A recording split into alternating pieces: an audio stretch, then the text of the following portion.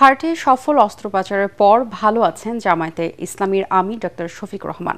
সকালে রাজধানীর ইউনাইটেড হাসপাতালে তার ওপেন হার্ট সার্জারি করেন হৃদরোগ বিশেষজ্ঞ ডক্টর জাহাঙ্গীর কবির।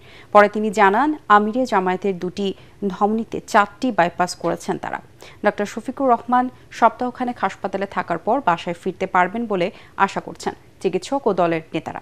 আরও জানাচ্ছেন খায়রুল ইসলাম। রাজধানীর সরোয়ার্দী উদ্যানে গেল 19 জুলাই জামায়াত ইসলামীর জাতীয় সমাবেশে বক্তব্য দেওয়ার সময় হঠাৎ মঞ্চে ঢলে পড়েন দলটির আমির ডাক্তার শফিকুর রহমান।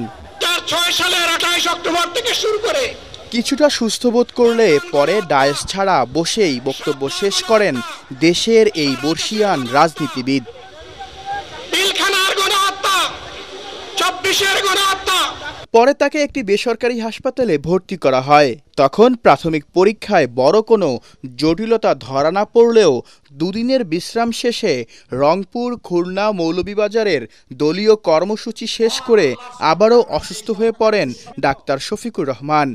গেল বুধবার হাসপাতালে ভর্তি করা হয় তাকে। পরীক্ষা নিরীক্ষায় তার হার্টে ধরা পড়ে কয়েকটি ব্লক। প্রথমে দলের পক্ষে সিদ্ধান্ত হয় দেশের বাইরে নিয়ে হার্টের অপারেশন করার, তবে বিদেশ নয়, নিজ দেশেই চিকিৎসা নেবেন বলে জানিয়ে দেন আমিরে জামাত।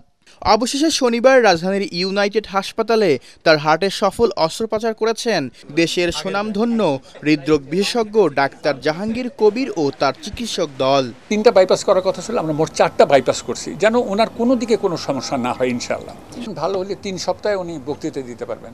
ওপেন হার্ট সার্জারির পর ডাক্তার শফিকুর রহমান আরও 3 দিন হাসপাতালের নিবিড় পরিচর্যায় থাকবেন। সুস্থ হয়ে খুব দ্রুতই তিনি রাজনীতির মাঠে ফিরবেন বলে আশাবাদী জামায়াতের নেতারা। অপারেশন পরপরই খুবই কষ্ট হয়, আচ্ছা আল্লাহ যেন সেই কষ্টটাকে লাঘব করে দেন, সবার কাছে দোয়া চাই। সুস্থ হয়ে সক্ষম হয়ে দেশ, জাতি, উম্মার জন্য, জনগণের জন্য তিনি যেন আবার শারীরিকভাবে সক্ষম হয়ে দায়িত্ব পালন করতে পারেন। এর মধ্য দিয়ে দেশের চিকিৎসা ব্যবস্থার ওপর মানুষের আস্থা বাড়বে বলেও মনে করেন তারা। খায়রুল ইসলাম, এটিএন বাংলা, ঢাকা।